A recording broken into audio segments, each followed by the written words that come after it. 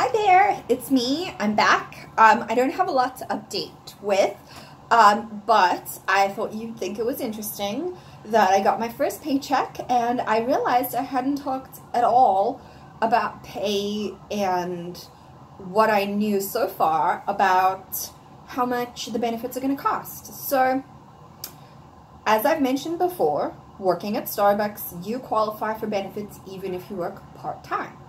You need to reach a minimum of 20 hours as a week as an average in your first 3 months, at which point you get sent a benefit package in month 4. You select your benefits, and as of month 5, you are covered. And whichever plan you choose gets deducted from your paycheck, which is bi-weekly.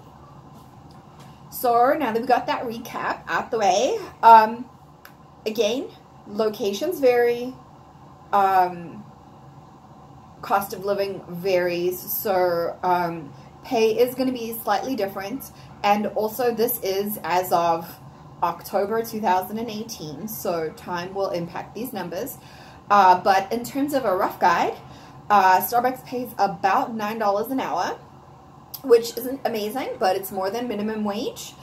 And I was concerned when I did the math that basically my entire paycheck was going to be taken with benefits. And concerned is not the right word, because my entire job is about getting benefits. The entire reason I'm at Starbucks is to get fertility coverage. So who cares if my entire paycheck goes to that coverage that I need. So I was expecting to end up, I was doing the math really badly, and I was expecting to get, 200-ish, if I was lucky, after taxes and everything.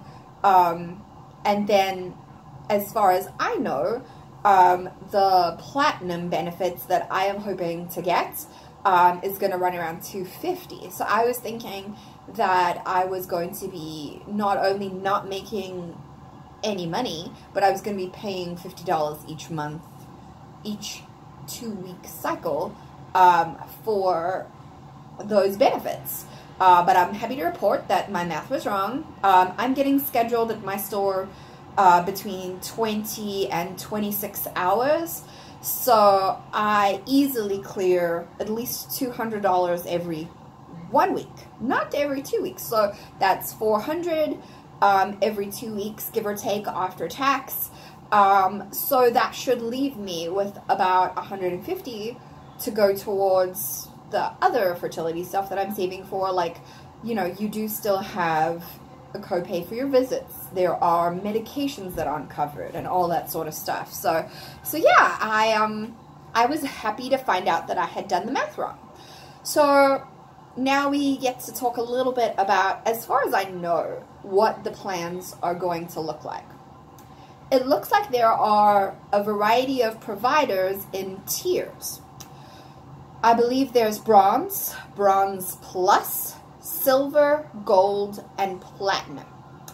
I have not been given the benefits package yet, so I'm going to give you, vague ideas as to what the difference is going to be, and as soon as I have that specific information, I will happily share that with you guys. So it's my understanding that with the platinum level, you have a 0 deductible, you have a small copay in the range of $35 for a specialist, $25 for a regular doctor visit, and $5,000 in coverage for fertility medication, and all plans are going to have $15,000 lifetime coverage for infertility to cover IVF, IUI, however you want to use it. And I'm under the impression that that one is close to $250 per bi-weekly cycle. So in the range of $500 a month. And if you are working the minimum hours of 20 to qualify, you should definitely be able to afford that. Then the gold level, I believe the deductible is $600. So, and then the copays are the same. Don't quote me on that, but like I said, this is all my understanding so far, without any like confirmation paperwork. This is just what I have been hearing from other people in a similar boat.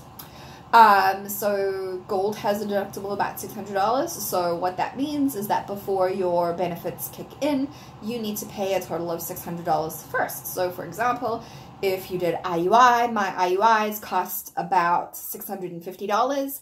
I would basically pay out of pocket for my first IUI. And then from my second IUI, I would be completely covered with the exception of my doctor's copays. And then the silver, bronze, and bronze plus, I believe the silver deductible is $750, but that's when they start. Gold and silver, I believe, don't cover any of your fertility medications. So that's also something that, depending on what fertility treatments you're looking for, may or may not be a good benefit for a year. For me, since I envision doing IVF and those drugs per cycle are in the range of $3,000 to $5,000, I need a plan that's going to cover that. So anything but gold and platinum are not going to be an option for me. But if you're doing something like IUI, where the medication costs are much lower, then why spend the extra money if you don't need it? But that said, you can only change your plan during open enrollment, which I believe happens once a year in August. So you need to be sure which plan is going to suit you, not just for where you're at now, but where you might end up. So a lot of people start out with platinum and then downgrade to gold, just because they find that the small deductible and the coverage difference isn't as much.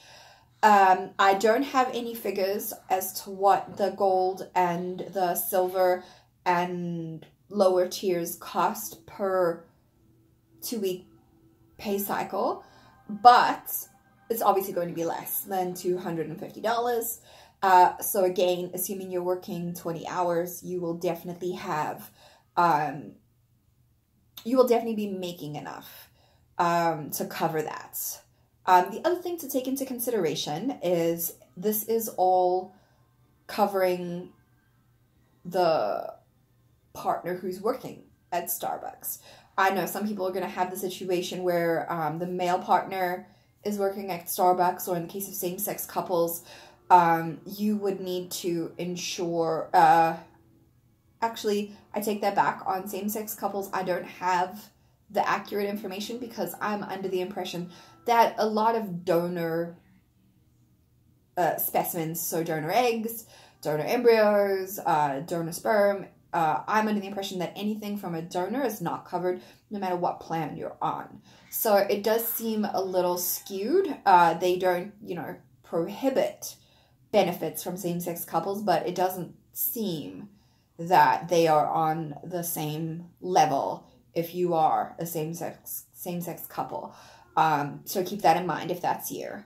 But if your partner is the one with the fertility issues, so male factor infertility, and the female partner is working at Starbucks, you will need to get both of you covered, and that's going to significantly increase your premiums.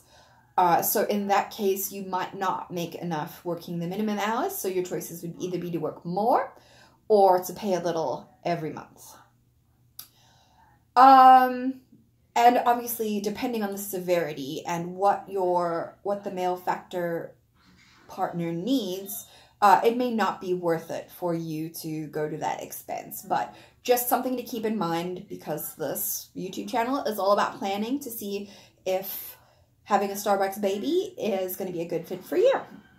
Something else that I found is that once you qualify, you do not necessarily need to maintain the average of 20 hours a week to maintain your benefits. There is an audit biannually, I believe in June and December. I feel like those are the January and June, maybe. But roughly in the beginning of the year, roughly in the middle of the year.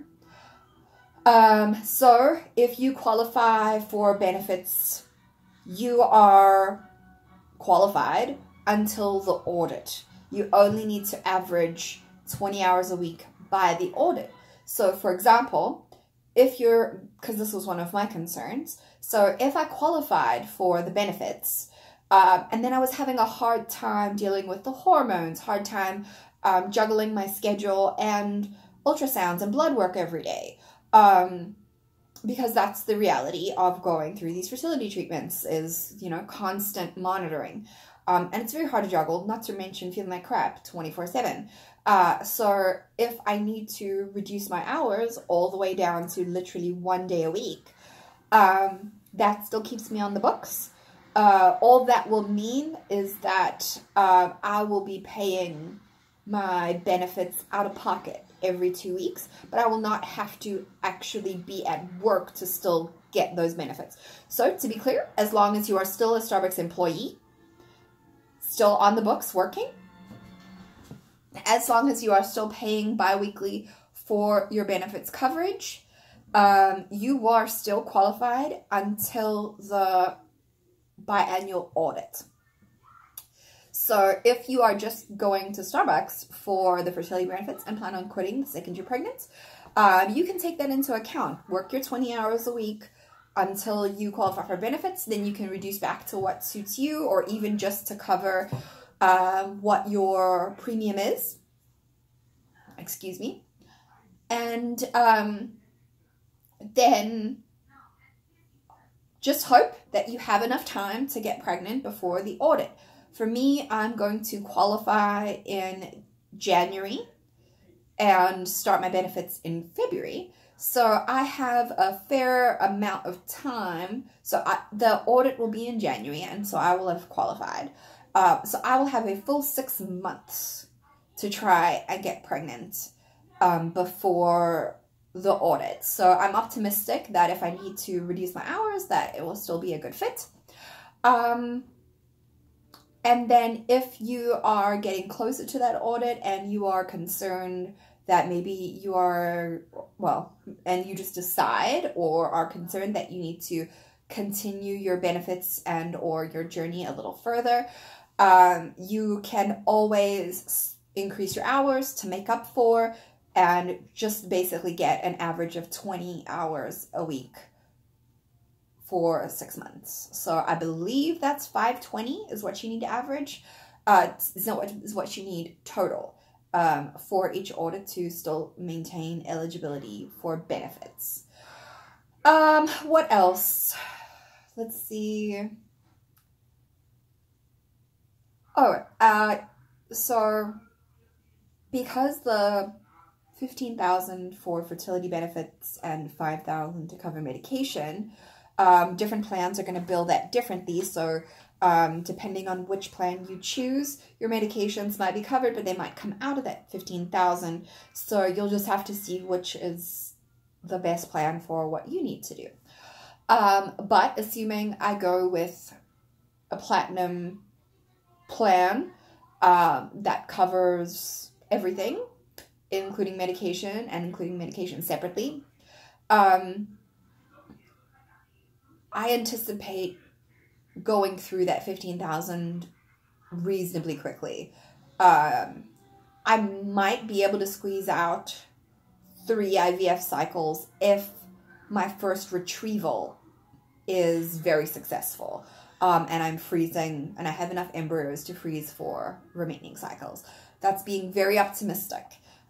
Basically, I'm just setting my hopes at just 1, seeing how much it costs, seeing if I've got any benefits left, and then I plan on, subsequent IVF cycles as we can afford it. So either dipping into savings or seeing what's covered, seeing if I can handle another cycle of stimulation and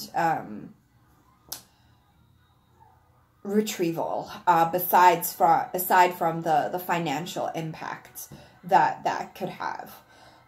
So yeah, just figuring out. So where I was going with that is, even if I can squeeze out 3 cycles of IVF, even if each cycle has some delays in it, I should be able to squeeze in those 3 IVF cycles within those 6 months. And as I stand right now, I don't plan on continuing working at Starbucks after I get pregnant. But it is a great job, and I may change my mind about that. So we'll just have to see how I feel and what toll the infertility treatments have taken by that stage. So yeah, that's where I'm at. I will record another video updating on my IUI for my infertility vlog. I'll post that today as well.